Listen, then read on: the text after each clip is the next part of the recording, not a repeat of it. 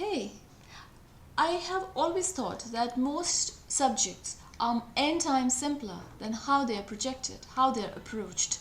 So in this video, what I'm trying to do is I'm going to present something how I broke the subject of economics because it was getting too drab, too dry, too intricate, and it wasn't the way, it wasn't the approach many would like to take. So what they did was they completely skipped that subject, and that's not how it is supposed to be. You should be able to enjoy economics or any other subject just like a game. You should be able, it should be a subject of fun for you, for suspense for you. Okay, what is going to happen next? Because I know the game rules, the ground rules. Now watch how things will unfold. So this is one paper, and that's all economics is. This one paper. I would not need another paper, even though I have used another paper, but then even if I hadn't, that wouldn't have made a difference. So when everything was simple, river, mountains, trees, fruits, flowers, everything those days, how did people live their life? They lived their lives through barter system. What I needed could be with you, what you needed could be something that I produced. So we entered into an exchange of things. But after a while, I started needing things which you don't have, and vice versa. So in those times, currency or coins were introduced so that things could still be consumed, and that's when the concept of selling and buying came into picture. So there was initially only one sector, agriculture. Now what I have done here is something that I'll explain later. When agriculture was the only sector, obviously the jobs related to it were all connected to this sector. Of course, there was cattle involved to do tilling, etc., and at the same time for dairy. And when those substances that were produced, they had to be processed, another sector came into picture, and that was industry, actually manufacturing. And when a lot of people started involving themselves into manufacturing, their families joined them, and there grew a need for hospitals and schools, etc., etc., etc., maybe an eating joint, and that's when services came into picture. So these are three basic sectors for you. It's not that this is the be all and end all. There are other ways that people can augment resources and money, such as if they are owners of huge land, they can give it on rent, or they could have received gifts in the form of their name in the wills of people and their loved ones. So we are going to concentrate on sectors. So what happens? All the money that you get from a particular sector, now this is on a macro level, on a national level, that gets siphoned out into three different categories. There are people who get the lion's share, so they are the big farmers, and then there are people who have not such huge lands, and then there are farmers who have marginal lands. All right, so what happens with let's talk about India. We just have around 1% people, farmers, who own land more than 10 hectares, and this is the 70%. The marginal farmers are 70%, and the medium, the middle income farmers are around 3 to 4%. So what happens when they get money? All the money, all the salaries, all the wages always get divided. It gets divided into three different sources, three different uses. And these uses are, so when you get your salary, when you get your income, you'll either spend it, which you will, of course. So that's the compulsory thing. That's autonomous expenditure. That's the compulsory expenditure. You're going to consume it in buying things. Then you're going to save a bit of it. In India's case, there are no taxes on agriculture. So if you're involved in agriculture, you will not be taxed by the government. The government's role comes in other sectors. And so this is your all salaries are into used into consumption, saving, and whatever is left into discretionary. Let's move on to industry. All the money that you get in the industry or the manufacturing sector, people who own these medium scale or large scale or small scale or micro scale industries, they're taxed. So before the money reaches to you individually, the workers who are involved in that industry, first it gets siphoned out by the government. So that money that a particular industry earns gets siphoned out by the government in form of taxes, and then it reaches your pockets if you're working in that industry, and again it gets siphoned out according to your pay scale. So government, you can see it as, I'm using a bad analogy or maybe a tricky analogy or maybe a risky analogy, but then that's the way I see it right now. Government could be seen as one of those goons who extort things, but the only good point is, and a big good point is, that they say that the money that we are extorting from you, the money that you are earning, we are going to spend it for good use. We are going to provide to people who don't have, who are poor. We are going to build roads for you, networks, a road network, whatever else is required, the public amenities. So that's the government. That's what government does. So what they do, the good job they do, it's not that they are generating money. So when they are using to build buildings and infrastructure and bridges and whatnot, they are actually employing people and paying them what you paid to them, not agriculture in India's case, but what you paid, right? And if they are giving subsidies, to the people who are into agriculture, that's again your money, because what it does, the government does, what the administration does, is just redistributing the money that you earn and pay them as taxes. So you see the double tier system. First it taxes your industry or your business, and then it taxes people who are working in it. And once these people get that money home, those people who are working in these manufacturing units, they get the money home in the form of the salaries. They'll consume it. The money that they get after taxes is called disposable income. Okay, so they'll either consume it, they'll save it, and or use it in some discretionary expenditure.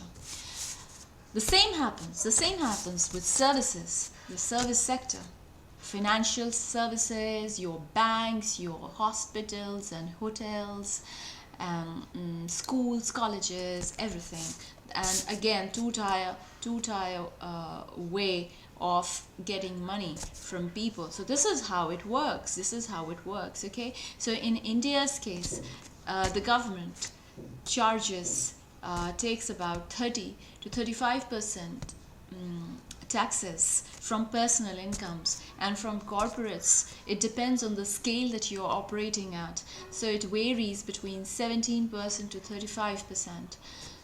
Although I must say that if you go through things, India does charges highest in certain aspects. What? It is indirect tax. So this is not all the money that the government gets from the people.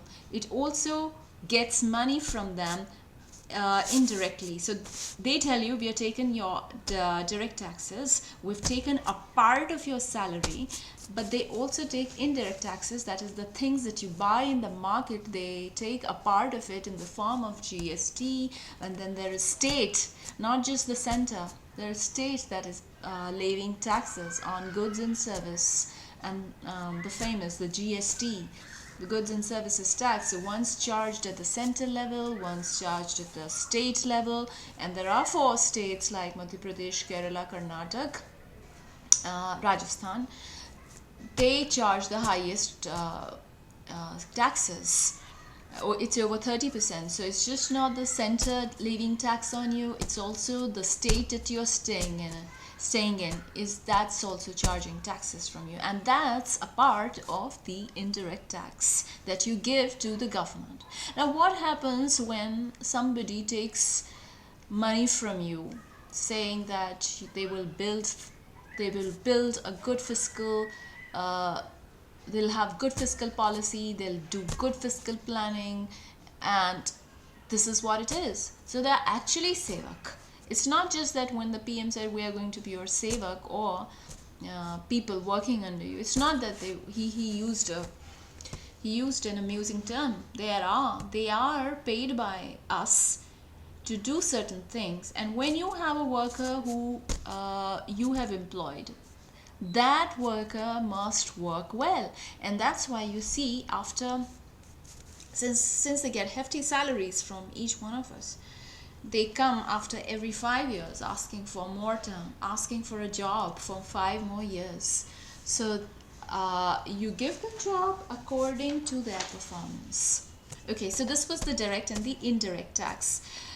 Alright, so I used another paper which I may have skipped, but just to make things simpler.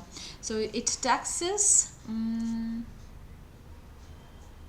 just a moment. Alright, so the government takes direct tax from you, indirect tax from you, and it takes public debts. That is, when their money still goes, they run out of money, they'll take debts from you which they will pay back. So your bonds and securities, they're all debts. So India, after COVID, the government's debt to GDP ratio is 90%. It has increased to no extent, and according to World Bank, any government, any country that has its debt to GDP ratio more than 77%, that comes into the danger zone. We have come into the danger zone. Let's see how things will unfold. Let's hope for the best. So these are 3 major ways they earn their money from you. And then since we all know the bottlenecks in the economy, I'm talking just about our country. So what's going wrong? If you see the money, if you see just as 3 different sectors, government is also a sector. If you see it that way, even it has consumption, even it has expenditure. So it's been found out that whenever the government redistributes the money that it gets from you in the form of fiscal stimulus, that we popularly know it as, when they build capacity in the economy and give employment in return, and that's how give an illusion that the economy has started to work well. So that's just the redistribution of your money. So when we plead to the government, please build homes, please build bridges and railway stations and airports, etc., etc., etc., we are just asking them, we are pleading them to put our own money to good use. Okay, so what happens? That's consumption of the government. And when it has been found, when a country is closed, that's not into trading, and there is a fiscal stimulus that the government introduces, the multipliers effect. The multipliers effect is the illusion of some money circulating. No, it's exactly an illusion. Let me not use a negative word. So it's just one unit of currency used by so many different people as it changes hands. that it appears to have a value much more than it actually has. So it's been found. It's been found that when the country is closed, that is not much into trading, and it has fixed exchange rate, the fiscal stimulus works really well. Both these things don't work with India. India is into trading. India is not a closed country economy, and at the same time it doesn't have a fixed exchange rate. So that's why the multiplier in India is not very high. All right, that's consumption for you. That's government's consumption for you. What about its money? What about its revenue? Government in India spends most, in fact, there is a lot of mismanagement in the revenue. Consumption, I told you what it is. What about its revenue? Revenue is the income that people working in the revenue is the income that people working in the government sector get. It's the operating cost. In India's case, revenue expenditure is really high. That can be curbed, and if we want to move ahead. So now, as you understand how the economy works, India's revenue expenditure, the government's revenue expenditure, that is the operating cost, जो पैसा आप उन्हें दे रहे हैं, उसका misuse उनकी operating cost पे हो रहा है. 5 रुपए का काम 10 रुपए में कर रहे हैं. So the extra 5 rupees that they are using, it's excess of revenue. They are misusing. The second part is there is no tax levied on the super rich farmers. So if you are earning more than 1 crore, you come into the category 1 crore per annum. You come into a category of people who can be put into rich farmers. But even all farming activities and everyone involved in agriculture is exempted from paying tax. Now that's really too much of that's not fair. That's not equitable distribution of responsibility of expenditure of not expenditure, equitable distribution of burden. So at least the farmers, super rich farmers, can be taxed, and if they don't want to pay the money directly to the government for some reason, and for heaven knows what reason, the government is not too strict with even that section of the sector, that money could be transferred to the poor farmers directly, just like we adopt certain unfortunate children and we give money to NGOs. Similarly, the super rich can extend help and support to the poor farmers. Then you have a poor tax base. So there are a lot of people who evade paying taxes because they come into the unorganized sector. That is, they haven't registered themselves into they have not made registration, company registration or GST registration. So that tax base has to be increased. It has to increase, and then the R&D is really poor. So all these years, agriculture was not performing well. That was not because of there's many factors, but most of it was that the government had withdrawn its support of new technology. So that's why things were lagging behind. And of course, I have not written the fifth major point why the economy is not taking off is because India's labor productivity is not very high, and that's because the technology, the advancement is not very high. The inflation, not the inflation bit, the technology and advancement is low, so people don't work as much as they can or as they could have, and the scale on which India's units are operating are low scale. You don't have economies of scale when the scales are low. And then there is a constant risk of job loss, so people don't put in their best. There is always a sword hanging on their heads. So I have tried to, you know, condense things. I hope it made things that easy, because it made things easy for me when I started seeing things this way. All right, bye.